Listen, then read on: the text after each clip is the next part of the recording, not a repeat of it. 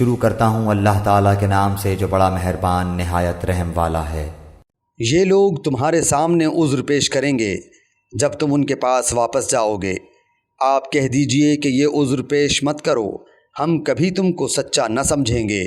اللہ تعالیٰ ہم کو تمہاری خبر دے چکا ہے، اور آئندہ بھی اللہ اور اس کا رسول تمہاری کارگزاری دیکھ لیں گے۔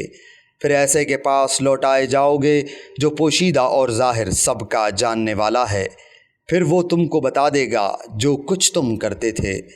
ہاں، وہ اب تمہارے سامنے اللہ کی قسمیں کھا جائیں گے جب تم ان کے پاس واپس جاؤ گے تاکہ تم ان کو ان کی حالت پر چھوڑ دو، سو تم ان کو ان کی حالت پر چھوڑ دو۔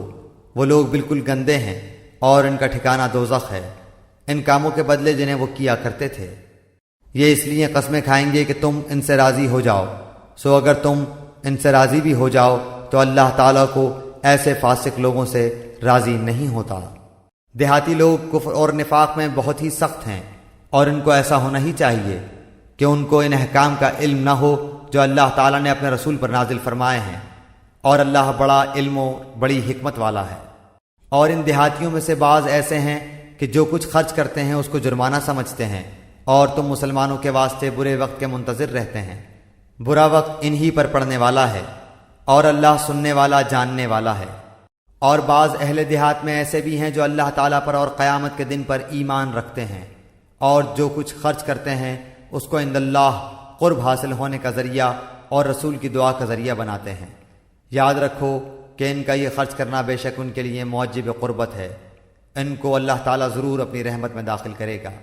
اللہ تعالیٰ بڑی مغفرت والا بڑی رحمت والا ہے۔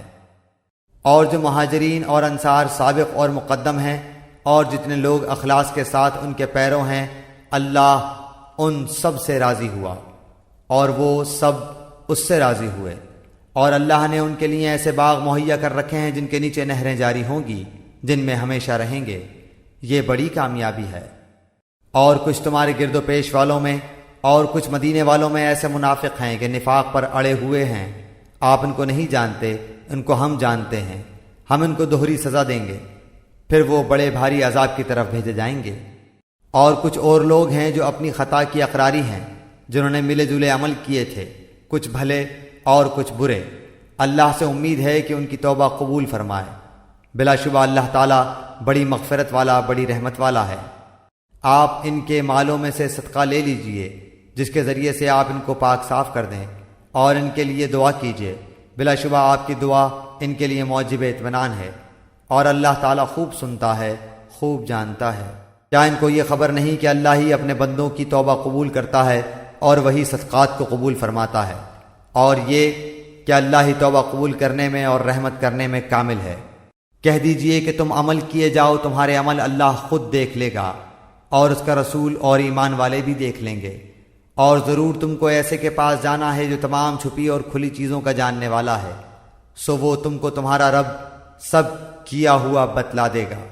اور کچھ اور لوگ ہیں جن کا معاملہ اللہ کا حکم آنے تک ملتوی ہے، ان کو سزا دے گا یا ان کی توبہ قبول کر لے گا، اور اللہ خوب جاننے والا ہے بڑا حکمت والا ہے۔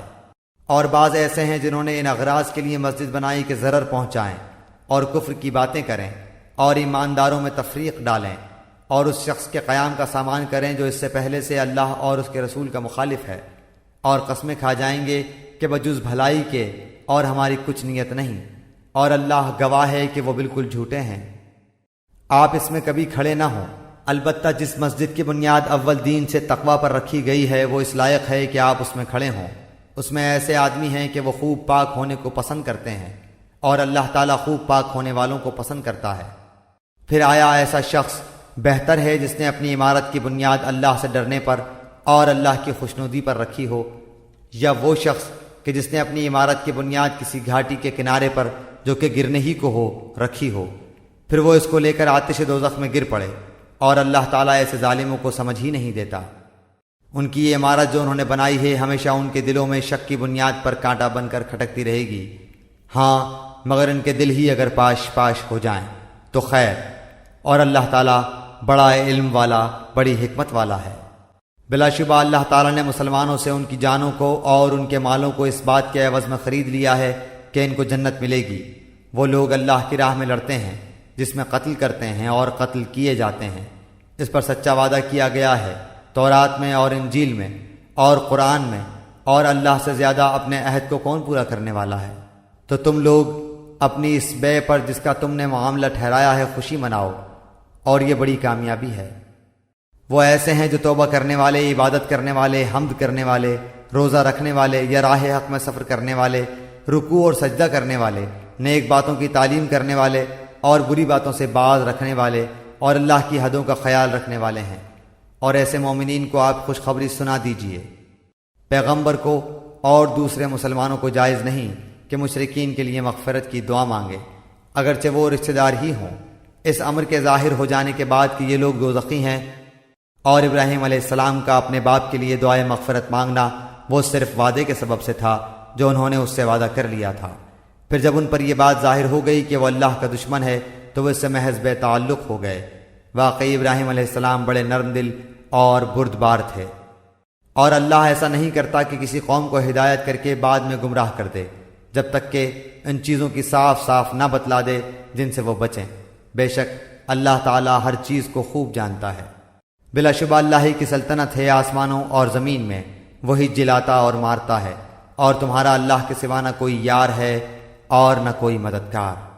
اللہ تعالیٰ نے پیغمبر کے حال پر توجہ فرمائی اور مہاجرین اور انصار کے حال پر بھی، جنہوں نے ایسی تنگی کے وقت پیغمبر کا ساتھ دیا۔ اس کے بعد کہ ان میں سے ایک گروہ کے دلوں میں کچھ تزلزل ہو چلا تھا، پھر اللہ نے ان کے حال پر توجہ فرمائی۔ بلا شبہ اللہ تعالیٰ ان سب پر بہت ہی شفیق مہربان ہے۔ اور 3 شخصوں کے حال پر بھی جن کا معاملہ ملتوی چھوڑ دیا گیا تھا، یہاں تک کہ جب زمین باوجود اپنی فراخی کے ان پر تنگ ہونے لگی اور وہ خود اپنی جان سے تنگ آ گئے، اور انہوں نے سمجھ لیا کہ اللہ سے کہیں پناہ نہیں مل سکتی بجز اس کے کہ اسی کی طرف رجوع کیا جائے۔ پھر ان کے حال پر توجہ فرمائی تاکہ وہ آئندہ بھی توبہ کر سکیں۔ بے شک اللہ تعالیٰ بہت توبہ قبول کرنے والا، بڑا رحم والا ہے۔ اے ایمان والو، اللہ تعالیٰ سے ڈرو اور سچوں کے ساتھ رہو۔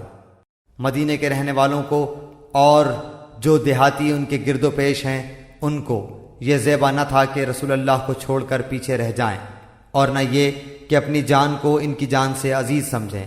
یہ اس سبب سے کہ ان کو اللہ کی راہ میں جو پیاس لگی اور جو تکان پہنچی اور جو بھوک لگی، اور کسی ایسی جگہ چلے جو کفار کے لیے معجب غیظ ہوا ہو، اور دشمنوں کی جو کچھ خبر لی، ان سب پر ان کے نام ایک ایک نیک کام لکھا گیا۔